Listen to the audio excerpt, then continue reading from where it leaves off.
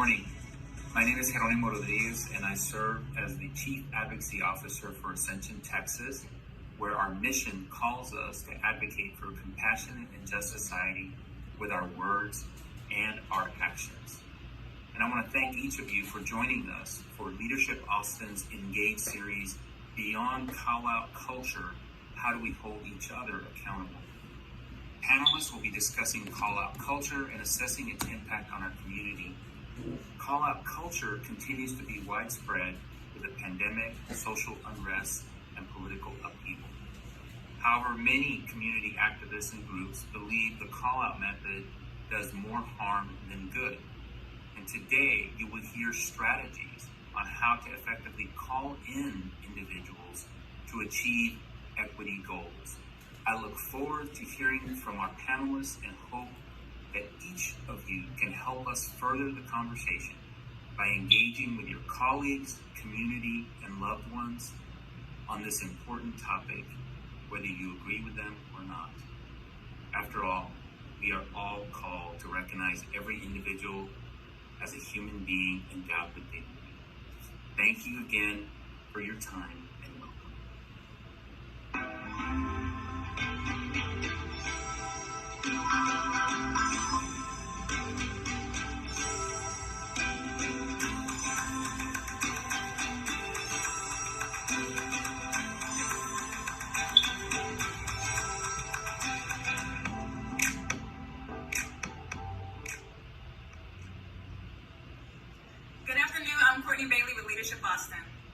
And I'm Trenzio Turner with Austin PBS. So welcome to this month's Engage panel series on call-out culture. Call-out culture has become more widespread with the pandemic, social unrest, and political upheaval. For the sake of this conversation, we define call-out culture as publicly criticizing a person, group, or brand for participating in oppressive or racist behavior. And call-out culture should not be confused with canceling someone. Although being canceled is a product of being called out, canceling is the phenomenon of not supporting individuals, groups, or brands due to what some consider to be offensive or problematic remarks or ideology. In some cases, people are socially exiled. All right, so now we're going to introduce our panelists. So joining us today is Kelly Coleman. Kelly is a community organizer. Welcome, Kelly. Hi.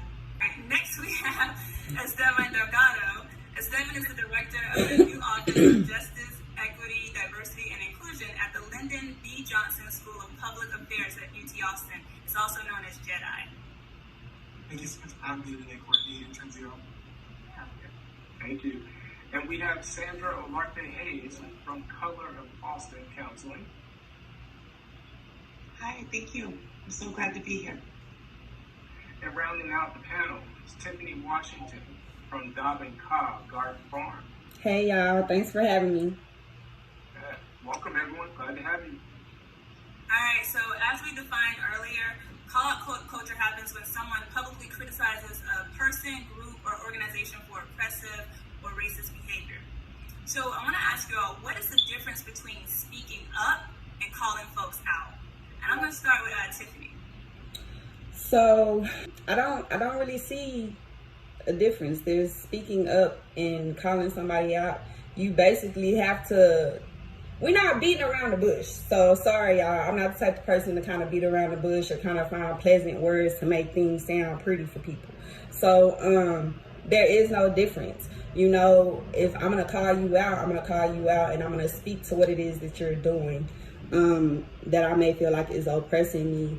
And that's speaking up. It's the same thing. I respect that, Tiffany. Esteban. So I think this is a great question. You know, personally I think that there is some nuance here. In calling out, I personally believe that there is a bit of a shaming factor, right? You're shaming, right, because you're wanting to get some action, right, out of either leadership or your government or systems of power.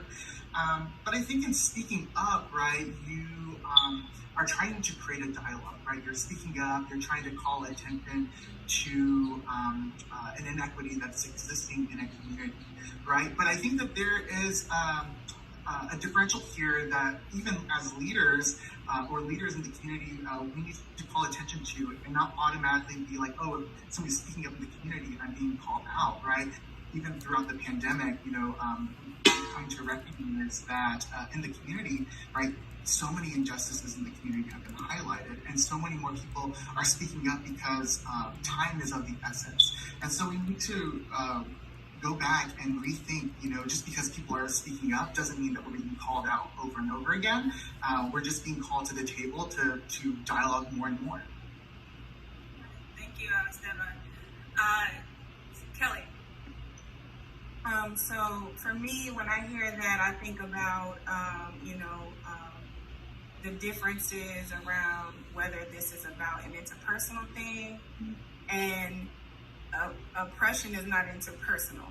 No. Oppression is systemic, and I think that's the difference. And just speaking up is what we should all be doing, but we should be doing it. I think what I try to do and what I've learned to do and been mentored and developed to work with others to do is to help folks be able to push with that voice, because just speaking up is good, but we need to be doing more of that. And in terms of the difference between calling someone out and speaking up, I mean, if you're experiencing violence or, even just meanness, right? You should speak up. Or if you don't understand something, people speak up, right? So I just think it's different on a lot of different scales. I like what you said. Oppression isn't interpersonal; it's systemic and institutional. I want to put that back in the space. Sandra, want to add your voice to that? Yeah, I think I would add to what Kelly just shared. It feels like when we set up a binary between speaking up and calling out, I feel like the words matter less than the context, and whether it's interpersonal or systemic. And so I think of speaking up as being about a system or an issue, pattern, whereas calling out feels more like it's about a person or an interpersonal issue. Sandra, thank you for that. So the next question. Oh, I'm sorry. Go ahead. I was just gonna say, I feel like, but we need to call systems out too. We need to call them to the square, and it needs to be pressure like that. And corporations are walking around as being treated as people right now in this country. So it would be, it might behoove us to be able to call out some of these systems and institutions. Just something to think about. No, I think that's good. I think y'all basically kind of hit on this, but I want to make sure for the audience that everyone's clear where you stand when it comes to call-out culture. Is it socially just, or does it present a social problem? How would y'all take that? And Tiffany, let's start with you since you picked this up at the beginning. I don't know what that is. I'm just keeping it real with y'all. I'm just in the community, and I'm just around the neighborhood. So all of the language, when we start to deal with regular people that the systems or whatever organizations or institutions are supposed to be reaching out to, all of this stuff is mundane to them. They don't identify.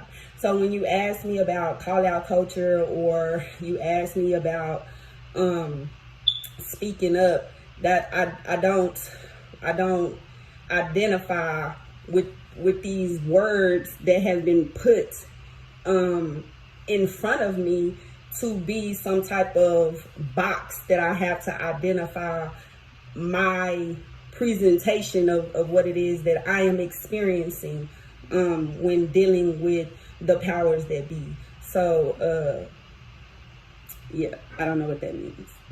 No, I respect that. Speaking your truth on this is what it is to you, not these words that necessarily didn't come up and trying to identify with what you're saying. Right. All right. Thank you for that. Esteban.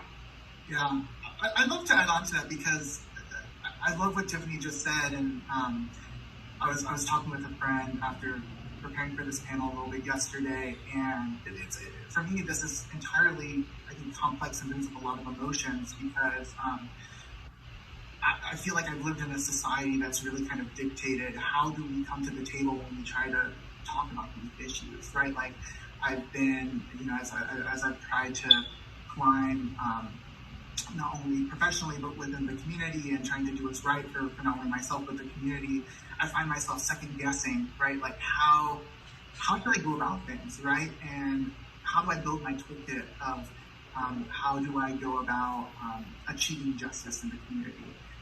And so I think when it's at the end of the day, it's not, is this right, is this wrong? I think it really comes to being a question of what's the best tool for the situation? What's going to achieve the best end result? But what I consistently think more and more about is we're living more and more in a polarized world. And you live in a society where people don't want to dialogue with each other. People don't want to come to the table and talk about an issue at hand. And so when I think about, is this an opportunity to call a system or a person or an organization out? Is it really going to be an opportunity then to sit in dialogue, right, to move forward, right? Because if we just call out and we get what we want, right, are we actually creating change, or are we just getting a momentary win and are we not moving progress forward? So it's really incredibly nuanced and it's hard. All right, Tiffany, this next question is for you. Call out culture can be empowering because of its ability to hold people accountable. You have used your social media platform to call out folks, demand accountability from community leaders, and speak up for what you believe in. Right. What is the motivation behind calling these leaders out, and how has it affected your relationships or reputation in the community? Cause they not finna try to kill me in a part of the system. Like a lot of times the people that I speak about or that I call out or that I bring attention to, the things that they do are harmful to the dynamics that we have to come up against as just everyday regular people, marginalized people in the community. See, I work and I move around in spaces where people are not recognized. And so when I have something to say, I'm going to say it. There's nothing that's going to stop me from saying it. And we can talk about it because everybody know where I'm at. You know what I'm saying? You're more than welcome to come. We can talk about it or whatever. But I feel like, no, like, it's like following a leader over a cliff, or, you're watching people follow somebody to their demise, and so you want to try to say something before the whole community or the whole realm of people that you see being harmed they're just gone. And so that's why I do it, because they will try to kill you. Like, they will try to take away the resources that you have. They will try to act like they're not taking away the resources. I live it as a black farmer, as an agriculturalist, especially right here in Travis County. There is no black farming. It's been completely taken away from the black community, right? So how are we supposed to eat? How are we supposed to feed ourselves? We have to become dependent on a system, on an institution, right? So no, that's why I do it. And when it comes to like my reputation or whatever, it don't matter to me. I'm a veteran. I'm a United States Navy veteran. So what is it that you beating down veterans, you beating down people that supported, defended their country? I have tough skin, and we talked about that yesterday when it comes to a lot of the call out culture and the call people back in and stuff like that. A lot of people just too soft. They just too they get so shocked and amazed that somebody has the audacity to disagree with them, or that somebody has the audacity to not see things their way and want to hold them accountable for something that they've done wrong. And so when I do that and somebody is like, oh, she just tripping, there go Tiffany going ham on her social media or whatever. No, months later, what I said comes to pass, and then everybody is like, oh my God, I can't believe it. It's I don't know. No, I think that's great. When someone's livelihood is at stake, and there's danger, you call out and say what you feel like you need to say. So I appreciate you sharing that. And we didn't say it yesterday. Thank you for your service that cannot go without saying. Thank you. You bet. And I want to really elevate what Tiffany said. Like, I know I laughed when you said they're not about to kill me, but this stuff, what we're talking about, the institutional issues, the power dynamics, the respectability politics in these communities with the gatekeepers and whatnot, that is a form of violence, and it can kill you emotionally, mentally, psychologically, and physically, as well as spiritually, and it weighs a lot on people of color. So I want to acknowledge what you just said. Thank you. So I appreciate that. All right, Kelly, this is for you.